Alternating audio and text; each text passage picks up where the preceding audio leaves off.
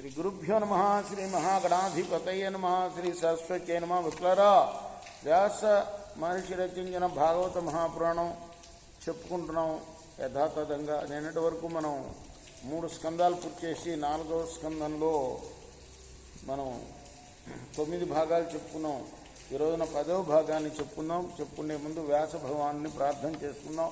వ్యాసాయ విష్ణు రూపాయ వ్యాసరూపాయ విష్ణవే నమో వై బ్రహ్మనిధయే వాసిష్ఠాయ నమో నమ. సమర్థద్గురు సాయినాథ్ మహారాజ్ की जय.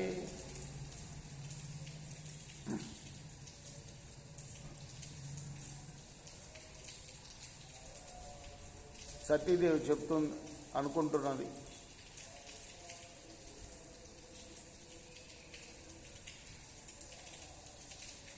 ఏ విధంగా అయితే మానవుడు దుష్టాన్నాన్ని తింటే, ఏదన్నా పాచిపోయిన అన్నమో ఏదో తింటే వెంటనే బయటికి కక్కేస్తాడో, అదేవిధంగా తన తండ్రితో అంటుంది, నీ శరీరం నుండి నేను పుట్టాను కదా,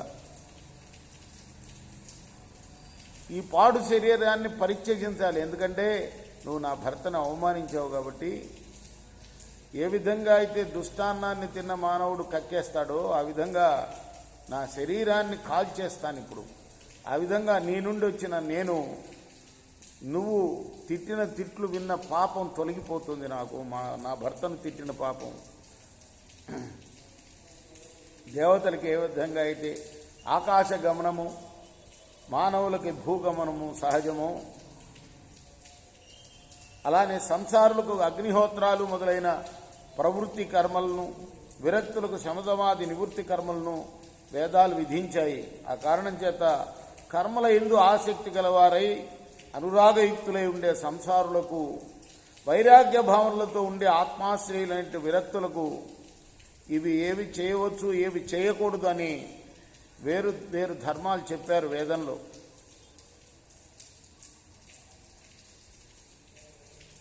ఇవి ధర్మాసక్తులైన సంసారులకే గాని ఆత్మారాములైన యోగులకు కాదు. అంచేత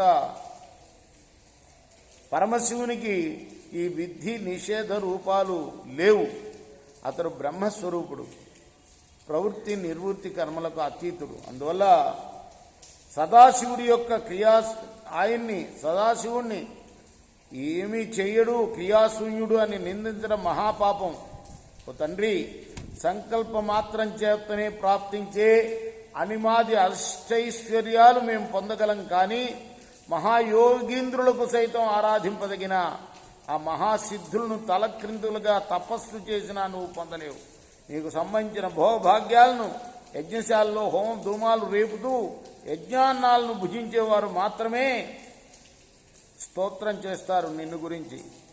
అందువల్ల నేనేదో చాలా సంపూర్ణునని, రుద్రుడు దరిద్రుడని గర్వపడకు.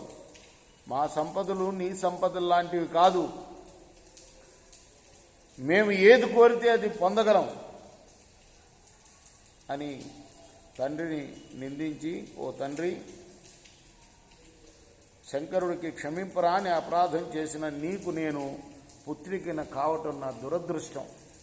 ఇక చాలు, నీ కూతుర్ని అని చెప్పుకోవటానికి కూడా నేను ఇప్పుడు సిగ్గుపడుతున్నాను. మాననీయులైన మహాత్ములకు కీడు తలపట్టే వారి పుట్టుకలు పూడ్చిపెట్టడానిక, మంట పెట్టడానిక అని నిందిస్తున్నది. రేపు మనం కొనసాగిద్దాం 11వ భాగంలో. కృష్ణార్పణమస్తు. స్వస్తి ప్రజాభ్య పరిపాలయంతాం న్యాయేన మార్గేణ మహిమహిషా గోబ్రాహ్మణేభ్య శుభమస్తు నిత్యం. లోకా సమస్తా సుఖినోంతు. కృష్ణార్పణంస్తు. సాయి కృష్ణార్పణ. श्री सच्चिदानंद सद्गुरु साईनाथ महाराज की जय. शेकोरा हारती गो सद्गुरुनाथ देव साईनाथ. पांचभौतिक तत्वंलाने हारती तुमरा निर्गुणम मगस्थिते వీడి ఎట్లి ఆకారం పొందిదో సాయిరాం. సర్వం నుండి నీవే ఇంక నుంటివి తల్లివలే.